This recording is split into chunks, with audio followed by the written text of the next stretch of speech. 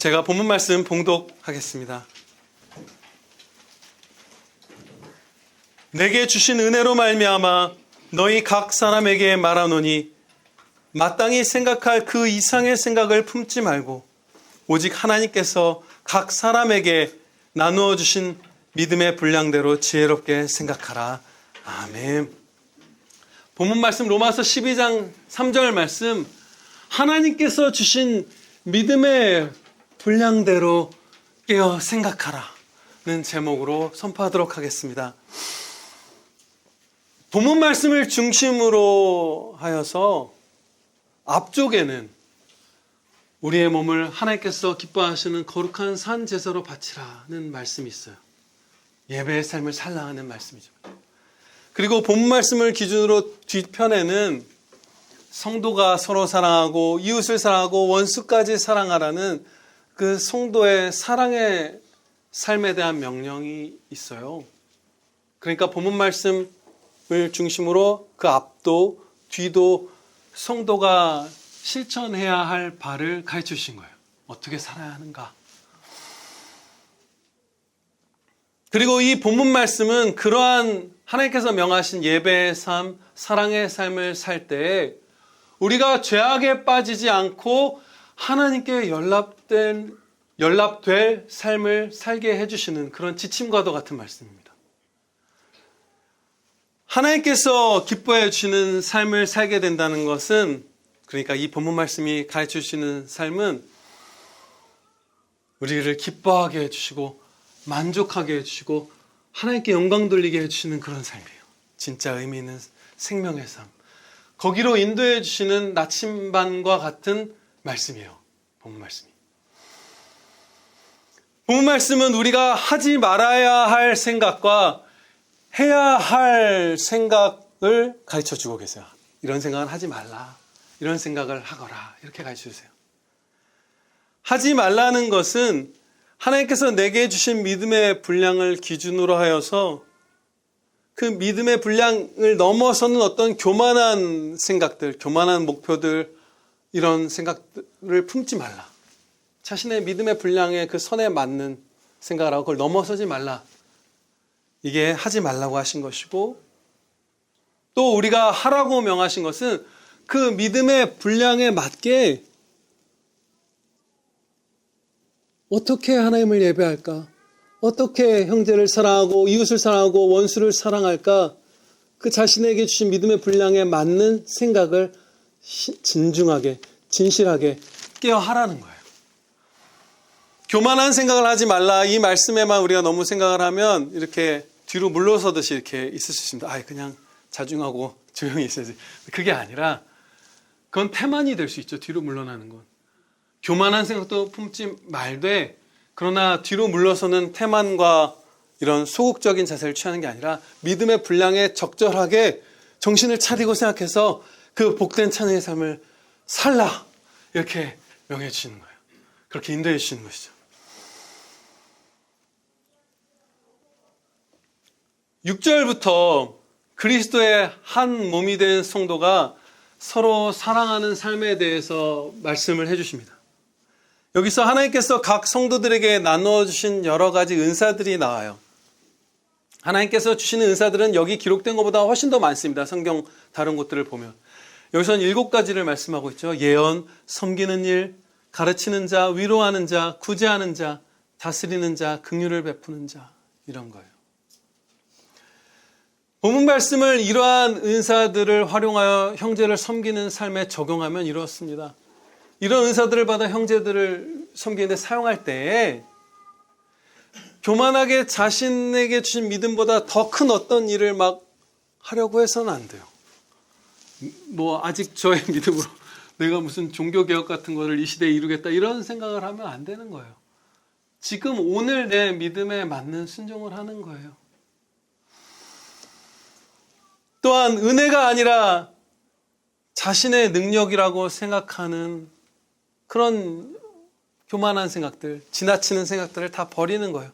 그리고 믿음의 분량대로 충성해서 형제들을 섬기는 것이에요. 활용하는 것이에요. 내가 다스리는 자로서 이렇게 은사를 받아서 교회를 잘 다스리니까 막 이렇게 목이 세워지고 이제 우리 교회를 다스리는 것을 넘어서서 무슨 다른 교회 일들에도 간섭해야지 뭐 이렇게 되는 장로님들도 계세요. 그런 거는 해서는 안 되는 거예요. 믿음의 분량대로 맡겨주신 그 사역을 감당하는 거예요. 그런데 왜 기준이 믿음의 분량일까요? 각 사람에게 주신 능력의 정도를 따라 생각하라. 이렇게 말씀하시지 않았어요. 그렇게 하실 것 같잖아요. 우리의 생각으로는. 혹은 각 사람에게 주신 은사의 종류와 그 은사를 주신 정도에 따라서 분별하고 충성된 찬양의 삶을 살라. 이렇게 말씀하실 것 같잖아요. 혹은 각 사람에게 주신 활용할 수 있는 이웃사랑, 형제사랑, 하나님 사랑을 위해서 사용할 수 있는 그 자산의 양을 따라서 무슨 재산이라든지 뭐 인적인 자원이라든지 이런 거에 따라서 그것에 합당한 삶을 살라. 능력, 은사, 자산 이런 것들을 기준으로 형제와 이웃들을 섬기는 삶을 명하실 것 같은데 그렇게 하시지 않고 사람은 상상할 수 없는 기준을 제시해 준 거예요. 하나님께서 각 사람마다 나누어 주신 믿음의 분량에 맞게 생각하고 충성하라. 완전한 지혜로 주신 말씀이에요. 우리는 다 할 수 없는 말씀을 여기서 또 목격하는 거예요. 예, 아멘입니다. 왜 하나님께서 믿음의 분량을 우리의 어떤 충성된 삶을 사는데 기준으로 명하여 주셨는지 살펴보고자 합니다. 여기서의 믿음이란 세상에서 사용하는 그 믿음이란 단어의 의미, 그 같은 것을 가진 말이 아니고 하나님께서 주신 믿음으로서 예수 그리스도를 믿는 믿음이에요. 하나님을 향한 신앙, 구원 얻는 신앙, 그리고 그 후에 주님을 신뢰하는 그 주님을 향한 믿음, 진짜 믿음, 하나님이 주신 믿음을 의미해요. 이 믿음은 아주 중대한 특징을 갖고 있는데 믿음의 대상이신 하나님께 전적으로 의존한다는 특징을 갖고 있습니다. 구원과 예배의 삶, 사랑의 삶을 사는데 필요한 모든 생명과 능력과 선한 것들이 다 하나님께서 주신 은혜라는 믿음이에요. 하나님을 믿는 믿음이랑 하나님께서 저를 지으셨습니다. 구원하셨습니다. 생명과 존재와 호흡과 능력과 모든 것들을 주셨습니다. 선한 의지도 주셨고 사랑도 주셨고 거룩도 주셨습니다. 회개도 주셨고 용서도 주셨고 다 하나님의 은혜입니다. 이게 성도에게 주신 진짜 믿음이잖아요. 모든 것이 하나님의 은혜와 능력이라는 그 고백이 바로 이 믿음이에요. 내가 스스로 사랑을 만들어낼 수도 없고 내가 스스로 존재와 생명을 산출할 수도 없고 내가 스스로 선한 소원과 의지를 품을 수도 없고 성도의 영광된 찬양의 삶의 모든 것이 하나님께서 은혜로 주신 것이라는 것을 믿는 거예요. 이러한 참 믿음으로 하나님을 예배하고 형제와 이웃과 원수를 사랑할 때 비로소 하나님께서 기쁘게 받아주실 예배의 삶을 살게 되는 것이에요. 내가 했다. 내 능력으로 하나님을 기쁘게 해드려야지. 내 것으로 하나님께 드려서 하나님을 만족시켜드려야지. 도와드려야지. 이런 식으로 그 믿음이 아닌, 그건 믿음이 아니죠. 불신앙이죠. 그 생각을 품으면 우리가 우리 자신을 불사르게 내어줄지라도 죽기까지 어떤 일을 할지라도 하나님께 연락될 찬양이 되지 않고 우리 자신에게도 유익이 되지 않아요. 성도로서 교회 일을 할 때에도 전적으로 주님의 능력과 은혜로 내가 이 일을 행한다는 그 믿음이 없으면 그것은 안타깝게도 예배가 아니고 사랑도 아니에요. 이것이 우리가 믿음의 분량을 우리의 예배의 삶의 기준으로 삼아야 하는 아주 중대한 이유입니다. 정말 하나님께서 다 은혜로 주신 것이고 하나님의 능력으로 행한다는 믿음. 이 믿음이 없으면 그냥 멈춰야 되는 거예요. 일단 멈춰서서 회개해야 되는 거예요. 내가 한다고 생각하면 뭔가를. 누가복음 17장 10절 말씀입니다. 이와 같이 너희도 명령받은 것을 다 행한 후에 이르기를 우리는 무익한 종이라 우리가 하여야 할 일을 한 것뿐이라 할지니라. 이처럼 우리는 무익한 종이에요. 그런데 영광되고 유익한 일을 우리가 하게 되었죠. 그러면 그것은 누구의 능력인가요? 하나님의 능력이에요. 하나님께서 이루신 거예요. 우리는 무익하기 때문이요. 무익한 자들이 뭔가 선한 일을 할 수 있었다면 하나님께서 행하신 거예요. 마른 막대기인 우리를 전능하신 하나님께서 들어서 하나님의 능력으로 선하게 사용해 주신 거예요. 그게 믿음이에요. 그 믿음이 있어야 찬양이 되는 거예요. 아무리 밤을 새우고 평생의 노력을 해도 모든 것이 하나님의 은혜요 능력이라는 믿음이 없으면 찬양이 되지 않는 거예요. 여러분들에게 기쁨이 되지 않고 상이 되지 않는 거예요. 은혜의 상.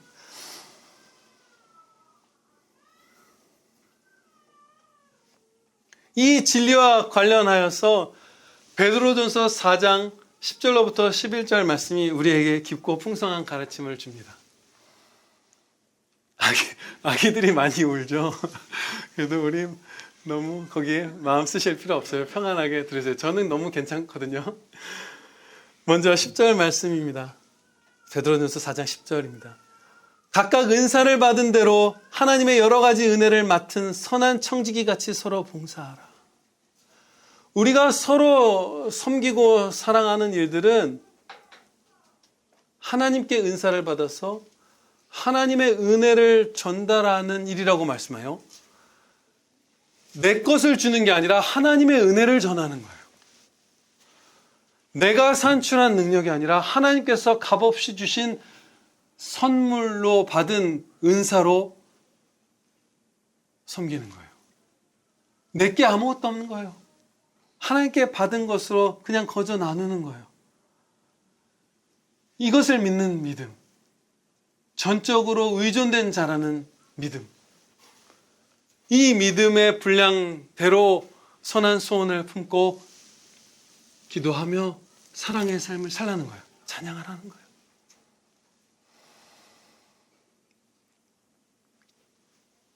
이렇게 살 때에만 내가 하나님의 은혜를 전하는 것이고 내가 전하는 것 하나도 없고 내 걸 주는 것 내 능력이 아니라 전적으로 하나님의 권능이다 라고 생각할 때에 하나님께 연락되는 삶을 사는 것입니다. 이어지는 11절 말씀 제가 봉독하겠습니다. 만일 누가 말하려면 하나님의 말씀을 하는 것 같이 하고 누가 봉사하려면 하나님이 공급하시는 힘으로 하는 것 같이 하라.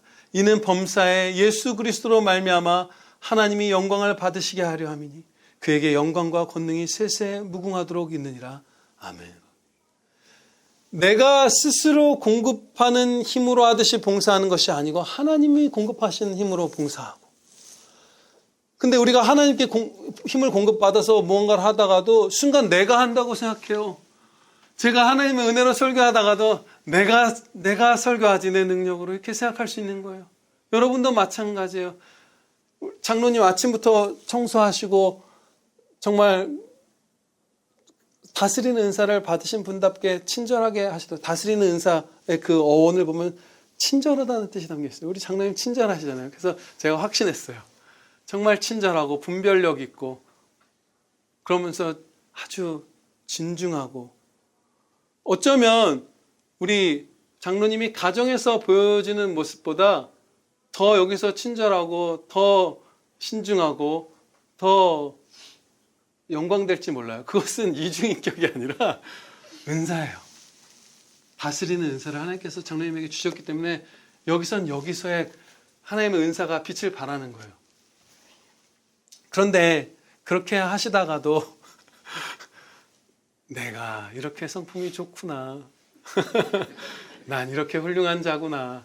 라고 혹시 생각하신 적 있을 수도 있어요. 순간 넘어질 수 있잖아요. 남들은 안 하는데 나는 이렇게 친절하게 사람들을 대하고 이렇게 저 어린 성도에게도 겸손하게 대하고 청소도 솔선수범하고 하는구나. 이렇게 되잖아요. 우리가 때로. 장로님이 그러신다는 게 아니라 우리가 그럴 수 있잖아요. 얼마든지 그러잖아요. 그러지 말라는 거예요. 하나님께 공급받은 힘으로 섬기고 있으면 계속 그거답게 하나님의 은혜입니다 고백하며 그것을 드러내고 자랑하라는 거예요. 찬양드리라는 거예요. 그렇게 내가 모든 면에서 하나님께 전적으로 의존된 자입니다. 나의 나된 모든 것이 하나님의 은혜입니다라고 고백하는 믿음, 이 믿음으로 행할 때 우리의 삶이 예배가 됩니다.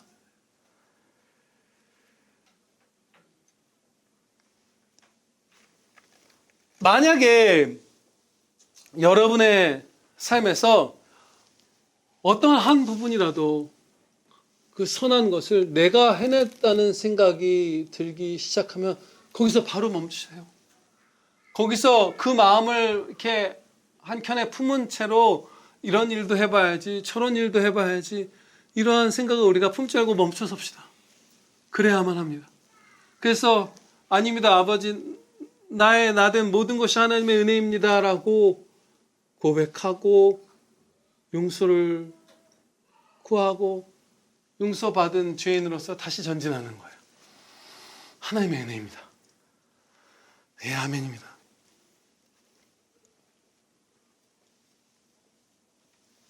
예수 그리스도 우리 주님을 믿는 자는 주님의 말씀도 신뢰해야만 합니다. 믿음의 분량대로 생각하라는 것은 하나님의 말씀을 그 신뢰하는 분량도 의미하는 것이에요. 얼만큼 하나님의 말씀을 깊고 한결같이 확신하는가. 그리고 또 얼마나 말씀들을 더 풍성히 깊이 깨닫고 그 많은 말씀들, 어떠한 말씀들을 내가 정말 깨닫고 믿고 있는가. 이 말씀에 대한 믿음도 우리의 삶의 행보를 결정하는 그 기준이 되는 거예요. 그 믿음의 분량인 거예요. 말씀에 대한 믿음. 저와 여러분의 모든 판단과 말과 행동은 어떠한 말씀들의 확고한 지지를 받아야만 합니다. 내가 지금 생각하는 이 생각은 하나님의 이러저러한 말씀들 위에 서 있어 라는 확신이 있을 때야만 그 생각을 이어가시기 바랍니다. 말도 마찬가지고 행동도 마찬가지예요. 긴가민가 하는데 그냥 해버리면 그것은 죄라고 가르쳐 주셨어요. 로마서 14장 23절 말씀입니다. 의심하고 먹는 자는 정죄되었나니 이는 믿음을 따라 하지 아니하였기 때문이라. 믿음을 따라 하지 아니하는 것은 다 죄니라. 아멘. 내가 지금 행하는 이 행동이, 이 생각이, 이 말이 하나님의 말씀, 이렇게 살라 하신 어떤 말씀에 순종하는 거라는 그 확고한 믿음이 없는 상태로 이게 맞나? 해도 되나? 혹은 이러면 안 될 것 같은데 이럴 때 하면 그건 다 죄인 거예요. 믿음으로 하지 않은 모든 일이 죄인 거예요. 예를 들어서 어떠한 사람이 11조를 하나님께 드리는 게 죄악이라고 착각한 거예요. 그렇게 가르치는 사람들도 있거든요.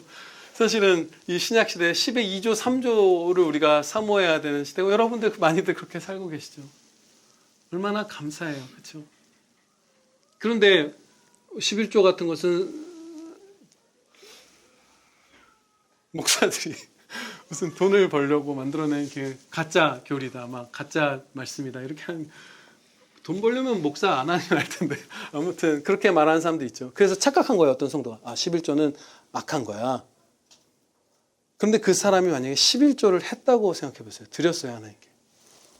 그럼 그 사람은 순종한 걸까요? 죄를 범한 것일까요? 죄를 범한 것이에요. 왜냐하면 믿음으로 하지 않았기 때문이에요. 그 사람은 11조를 드린 게 하나님의 말씀을 순종한 거라고 믿고 있지 않았어요. 믿음의 길은 11조를 안 드리는 것이라고 생각했어요. 근데 믿음 아닌, 하나님의 말씀을 향한 믿음이 아닌 것으로서 11조를 드렸잖아요. 그럼 그 11조라는 행위가 하나님께서 명하시는 것일지라도 믿음으로 하지 않은 것이기 때문에 죄가 되는 거예요. 그리고 잘못된 성경 해석을 믿고 순종한 것도 당연히 죄죠. 예를 들면서 이런 거예요. 다윗이 여호와의 궤를 그 성으로 옮겨올 때 막 기뻐서 춤을 췄어요. 근데 그 다윗이 기뻐서 춤을 춘 것은 구약시대와 신약시대의 공예배 규범으로서 예배 때 막 춤을 춰도 된다고 가르쳐준 말씀이 전혀 아니에요. 그렇죠?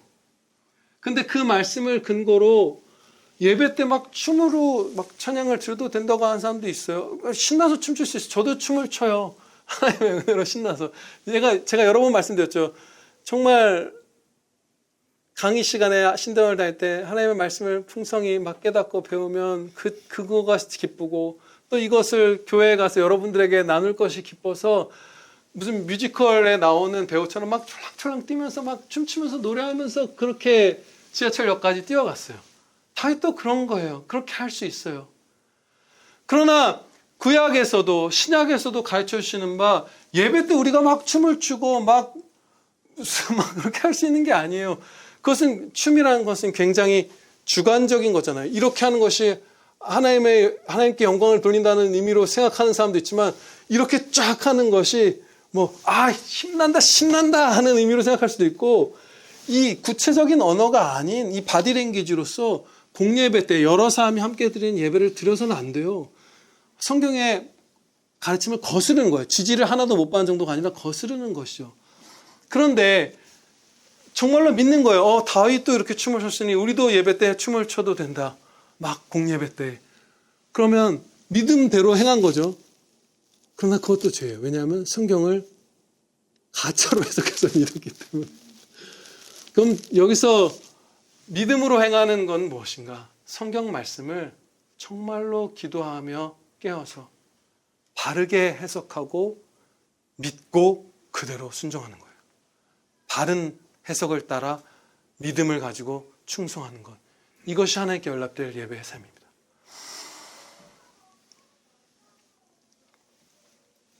그래서 여러분 모두 이 일이, 내 생각, 내 판단, 내 행동이 하나님의 어떠한 말씀들의 확고한 뿌리를 두고 있다는 그 확신이 없으면, 믿음이 없으면 멈춰 서서 일단 기도하시면서 고민하시기 바랍니다. 하나님, 저는 출입할 줄 모르는 어린아이여니 한 걸음 한 걸음 저를 붙들어 인도하여 주시옵소서. 하나님의 말씀대로 살게 해 주시옵소서. 하나님의 말씀 가운데 저의 걸음을 굳게 세워 주시옵소서. 어떠한 제약도 저를 주관하지 못하게 해 주시옵소서라고 기도하고 말씀대로 따라하시면 행복한 찬양의 자녀가 되는 거예요.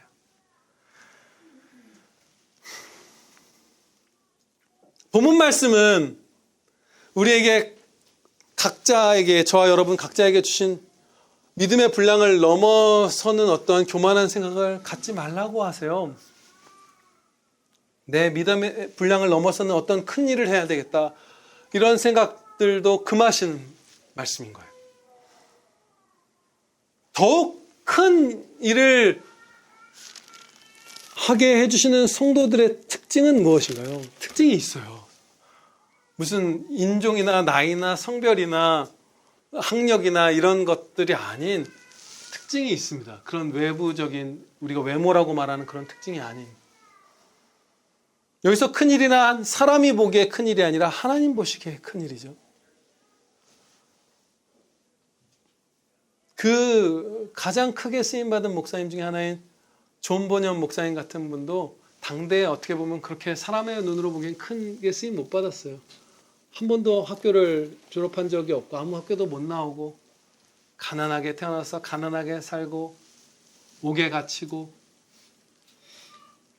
몇 명의 경건한 성도들이 그를 알아봤죠. 존 오웬 박사님, 어마어마한 천재적인 여러 학위를 가진 그런 박사님이었는데 그분이 그랬어요. 존 버년 목사같이 설교할 수 있다면 이 학위들을 다 잃어도 좋다.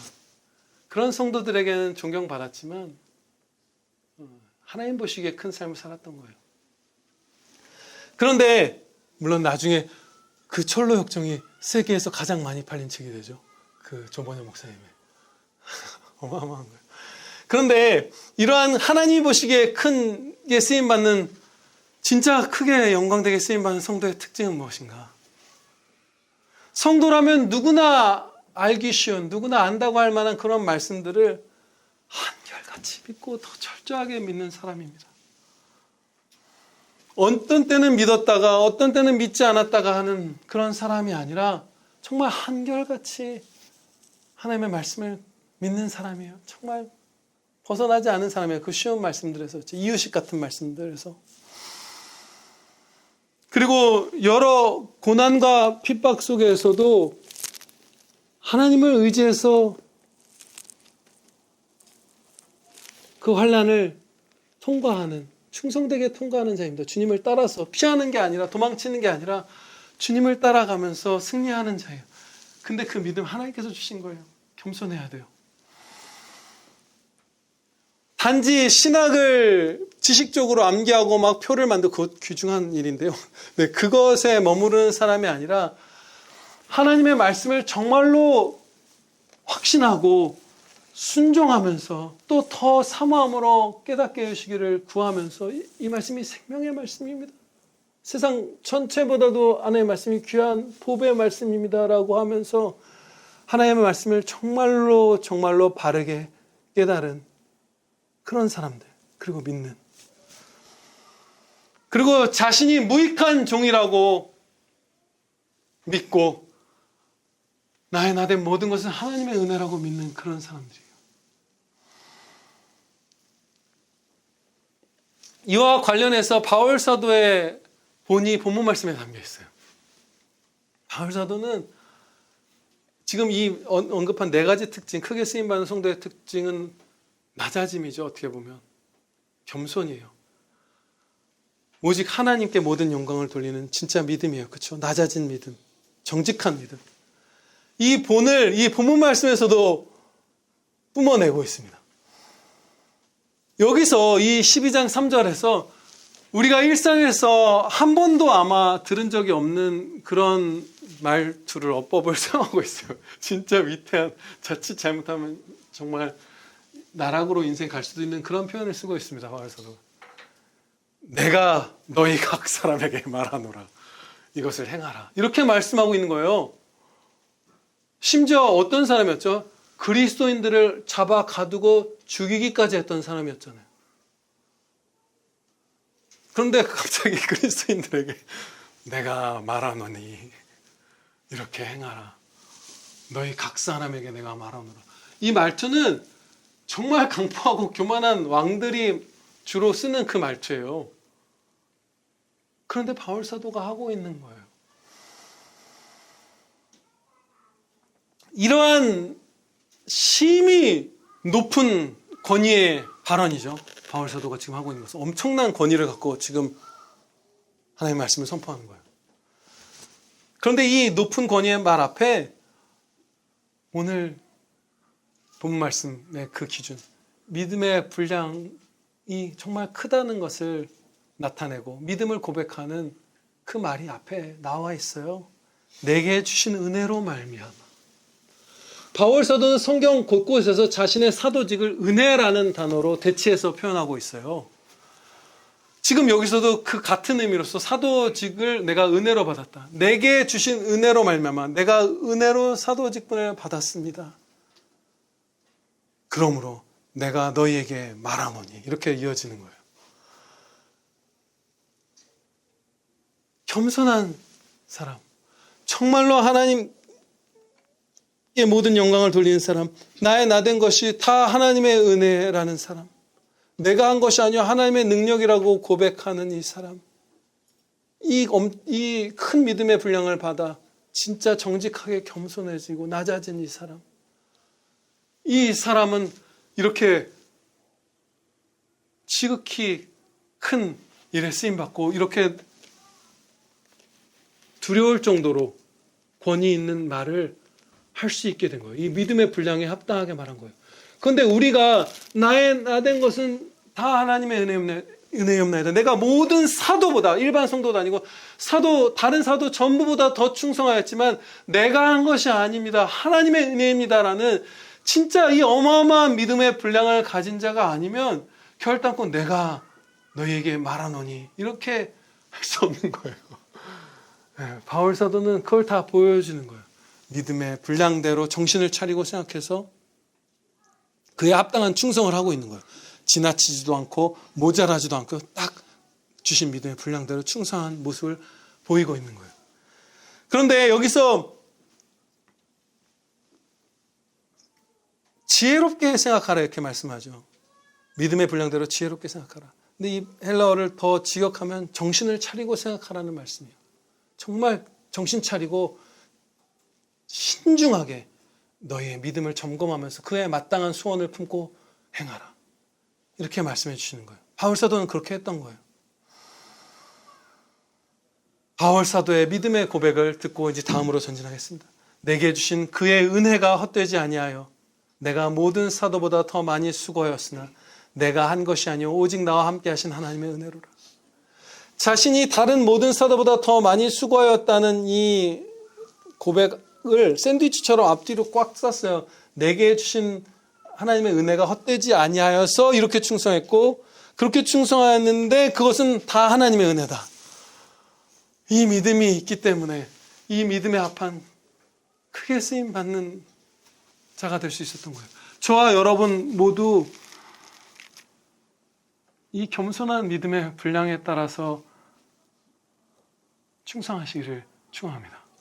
네, 이거예요. 내가 뭔가 한다고 생각하면 멈춥시다 우리. 네. 본문 말씀은 믿음에 관해서 반드시 우리가 기억해야 할 중대한 특징 한 가지를 가르쳐주고 계세요. 하나님께서 우리에게 믿음을 주셨다. 이렇게 말씀합니다.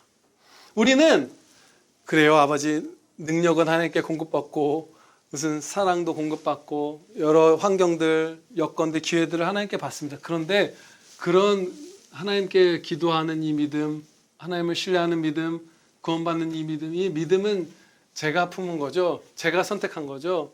저의 지혜죠. 이렇게 생각할 때가 있어요. 그게 마지막 남은 교만이에요. 한 점이라도 나를 높이는 것을 남겨두고 싶은 거예요. 믿음만큼은 내가 가졌다. 주님 앞에 고개를 들고 안 믿는 사람들 앞에서 너는 안 믿었지만 나는 믿었다. 조금이라도 내가 뭔가를 잘했다고 생각하고 싶어 하는데 여기서 하나님께서 말씀하십니다. 하나님께서 각 사람에게 나누어 주신 믿음. 이렇게 말씀하세요. 그리고 다른 성경 말씀에서는 믿음은 선물이라 이렇게 말씀하죠.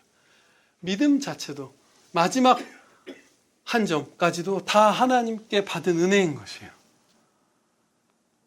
이런 진짜 믿음, 모든 것이 아버지의 은혜요 능력입니다라는 믿음을 갖고 그 분량대로 우리가 전진하는 거예요. 사람인 내가 어떤 일을 이루겠다는 그런 헛된 생각을 품지 않으시기 바랍니다. 이런 생각 정말 많이 품어요. 내가 뭔가를 하겠다. 내가. 그 명철한 로이드 존스 목사님의 설교를 보면 그 역사 교회사를 그분이 이렇게 많이 연구를 해서 그 습득 능력이 빠른 거예요. 정말 탁월한 지식의 말씀의 은사가 있고 명철함이 있고 그런 게. 그래서 역사들을 이렇게 돌아보고 말씀을 많이 하죠. 성경 말씀을 당연히 왕좌에 놓고 그것 안에서 역사를 살펴보면서 성경 말씀의 그대로의 성취의 한 예시들을 드는 것이죠. 요즘 온갖 사람들이 하는 그 대규모 무슨 연합 행사 같은 것으로 교회가 부흥했던 적은 지난 2000년 역사 가운데 한 번도 없습니다. 성경 말씀의 지지를 받지 못하고 한 번도 없어요. 다양한 걸 하잖아요. 무슨 10억 무슨 영혼 구원 운동, 로잔 운동, WEA, WCC 정말 우리 한국 교회 정말 많은 막 수백만 명의 성도들이 그런 거에 가담하잖아요. 전 세계 성도의 수천만 명, 수억 명이 그 일들을 하는데 역사상 한 번도 없어요. 단 한 번도 없어요. 무슨 텐진 교회와 평양 교회와 무슨 오사카 교회와 무슨 교회가 연합해서 크게 무슨 회관을 빌려서 행사하고 기부하고 예산을 모아서 그것을 신문에 퍼뜨리고 뭐를 할 때 회개한 것이 아니라 성령께서 역사하사 평양에 성령께서 충만히 임재하사 하늘을 가르고 임재하사 거기에 기존의 성도들이 자신의 죄를 회개하고 비로소 믿음의 분량대로 순종하며 찬양의 삶을 살기 시작하고 그리고 그 완악했던 자들의 마음을 녹이시고 새 생명을 주시고서 구원하시는 역사를 성령님께서 베푸실 때 부흥이 일어난 거예요. 지금 제가 이 예를 들어드린 이유가 무엇이죠? 내가 하겠다는 마음에서 비롯된 거예요. 내가 해보겠다. 우리가 해봅시다. 우리 이렇게 우리 교회 예산이 많다고 막 100억, 200억, 500억, 1000억이 우리에게 모을 수 있다고? 그럼 이것을 해서 우리가 하나님을 도와드리자. 우리가 어마어마하게 영광된 일을 해보고 우리의 이름을 내자라고 하는 거예요. 그럼 내가 무언가를 할 수 있다는 성경 말씀의 근거가 없는, 믿음의 근거가 없는 것이죠. 이러한 종류의 어떤 일로 여러분이 미혹을 당하실 때에도 즉각 멈춰서서 회개하시기 바랍니다. 할 수 있는 일이 아니에요. 저는 무익한 종입니다. 긍휼히 여겨 주시옵소서.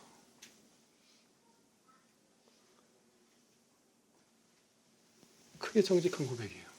하나님께서는 교만한 자를 멸시하시고 겸손한 자에게 은혜를 주십니다.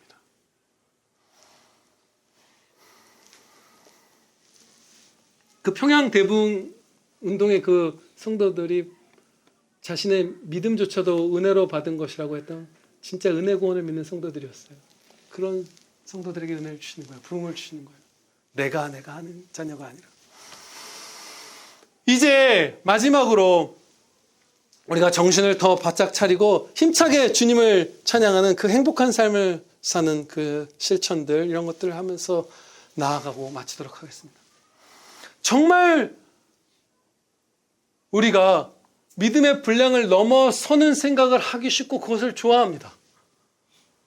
그리고 믿음의 분량만큼만 생각하는 것 싫어해요. 그리고 때로는 정말 교묘한데 믿음을 주셔서 이걸 충성해야 한다고 정말 성경에 합당한 깨달음을 주셨어도 그것이 나에게 이 땅에 손해가 되면 안 합니다. 하기 싫어해요. 면제를 받고 싶어 하는 거예요. 하나님께서는 어떠한 자도 구원하신다. 세상에서 가장 구원 못 받은 히틀러 같은 사람도 구원하신다. 그 깨달음 어느 날 들은 거예요. 근데 같은 가족 중에 히틀러 같은 사람이 있는 거예요. 레닌 같은 그런 직장 상사가 있는 거예요. 저 사람도 구원이 된다고? 그럼 저 사람에게도 복음을 전해야 되겠네? 그 복음 전파에 충동을 주셔도 하기 싫어해요. 믿음의 분량대로 순종하기 싫어요. 왜? 껄끄러우니까. 공격당할 것 같으니까. 그러면서 실제적인 어떤 이 땅에서의 손해가 없는 그런 거짓 충성을 하면서 자신이 가진 믿음의 분량보다 높임 받는 것은 즐거워합니다. 정말 지난 세대, 저보다 한 두세 대 위에 뿐인 것 같아요. 근데 우리 한국교회에서 정말 많은 성도들이 막 이렇게 모여들었던 그 교회 목사님이 회개하시고, 그분 참 사랑스러운 그런 분이죠. 어떤 많은 면에서. 그래도 이런 회개한 목사님이 드무니까. 이렇게 은퇴를 거의 앞둔 상태에서 이렇게 설교를 하셨어요. 말씀대로 살지 못하는 죄를 지적하거나 책망하면 예배 분위기가 금방 싸늘해져 버립니다. 듣기가 싫고 몫이 거북스럽기 때문입니다. 이런 청중의 반응에 예민해지면서 저도 모르게 그들이 좋아하는 말씀을 일부러 골라서 설교하는 사람으로 제가 바뀌는 것을 보았습니다. 죄라든지 회개라든지 순종이라든지 거룩이라든지 하는 듣기 피곤한 말씀은 할 수 있으면 피하거나 꼭 말을 해야 한다면 부드럽게 달래듯이 말하고 싶어하는 유혹에 제가 끌려가는 것을 보았습니다. 저의 이런 모습은 예수님이 절대 바라시는 것이 아니었습니다. 저도 절대 원하던 것이 아니었습니다. 그러나 실제로는 그러한 일이 강단에서 일어나고 있었고, 그 결과 저도 모르는 사이에 복음을 조금씩 변질시켜가는 설교자가 되고 있었습니다. 이렇게 되니까 교회가 커지면 커질수록 말씀대로 순종하는 행위에는 사람들이 관심이 없고, 믿음만 가지고 떠드는 값싼 은혜에 안주하는 무리들이 늘어가는 것을 볼 수 있었습니다. 사도행전 20장 20절을 보면 바울은 유익한 말씀은 공중 앞에서나 각 집에서나 거리낌 없이 가르쳤다고 합니다. 그러나 저를 비롯하여 한국교회의 많은 지도자들은 바울처럼 무엇이든지 거리낌 없이 전하는 용기를 잃어버린 것 같습니다. 단 것은 먹이고 쓴 것은 가능하면 먹이지 않으려는 나쁜 설교자가 되는 것 같습니다. 이런 설교자는 청중에게 인기가 있어 사람을 많이 끌어모으는 데는 성공할지 모르나 행위가 죽은 교회를 만드는 것은 시간 문제라고 생각합니다. 그런데 이 목사님이 믿음의 분량대로 이 땅에 손해를 입더라도 고난 핍박을 당연히 받을 거예요. 경건하게 살고자 하는 자는 누구나 핍박을 받을 거라고 하셨으니까. 그럼에도 불구하고 전진하라. 너의 그 남아있는 마지막 그만까지 회개하라. 우리는 무익하다. 정말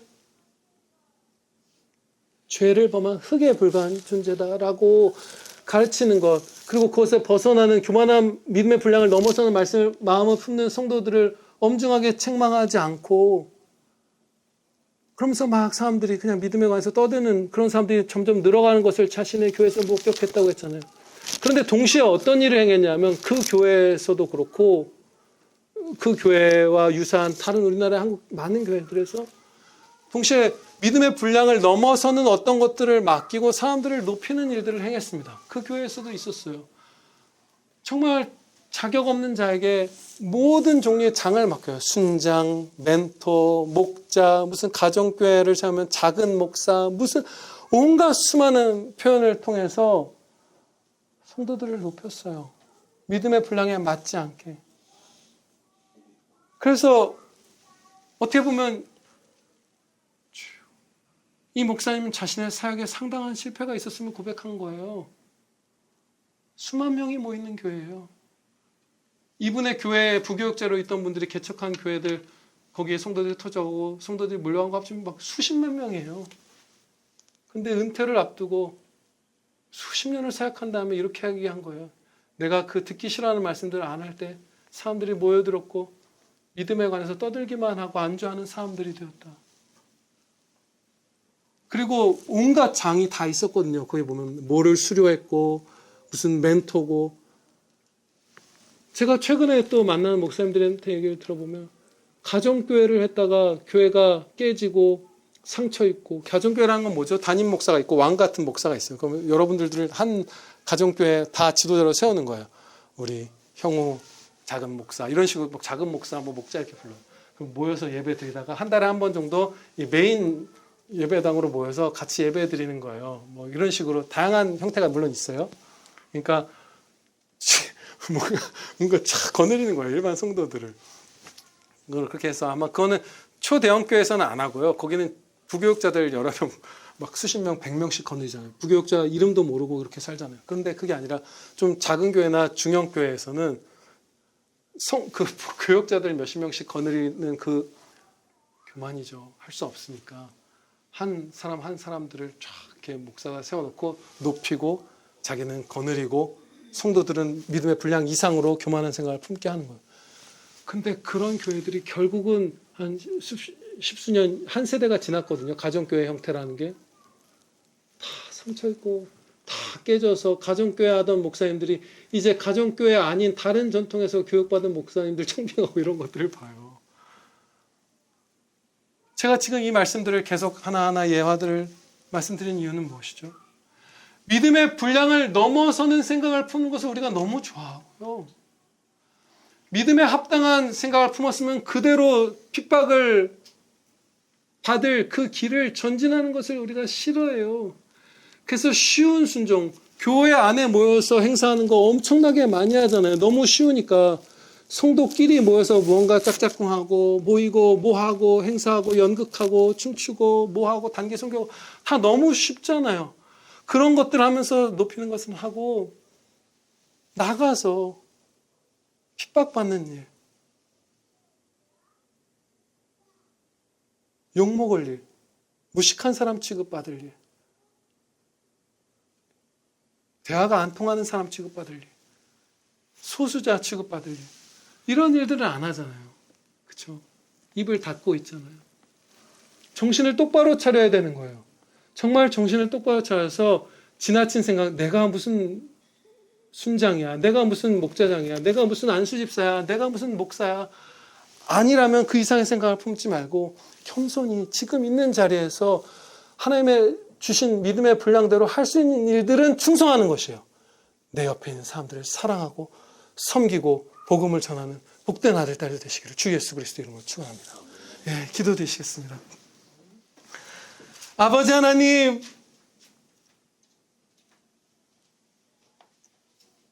저희 모든 하나님이 사랑하시는 평안교회 아들, 딸들, 세계 각지에 있는 저희의 가족들, 모두 하나님께서 자신에게 주신 믿음의 분량에 맞는 생각을 하게 하여 주시옵소서. 교만한 마음 품고 내가 이것도 하리라, 내가 하리라, 내가 하리라, 내가 내 능력으로 내 선함으로 이것들을 이루리라 하는 마음들 품지 않게 하옵시고, 하나님께서 주신 믿음의 분량을 따라서 충성되게 오늘 내게 맡겨주신 일들을 행하는 그런 복된 아들, 딸들 다 되게 하여 주시옵소서. 그 길에 반드시 핍박이 있을 것을 주님께서 말씀해 주신 것 저희 기억하게 하옵소서. 서로에게나 스스로에게나 그 사실을 숨기지 않는 교회 되게 하옵소서. 하나님의 말씀대로 살 때, 누구든지 경건하게 살고자 할 때 핍박, 멸시를 받을 것을 저희가 믿사옵나이다. 그러나 그 멸시받는 길, 핍박받는 길로 순종하며 하나님을 찬양하는 것이 현세와 내세에서 나에게 기쁨이 되고 생명이 되고 영원한 상이 된다는 것을 믿는 믿음을 아버지 주시옵소서. 우리 구주 예수 그리스도의 이름으로 기도하려옵나이다. 아멘.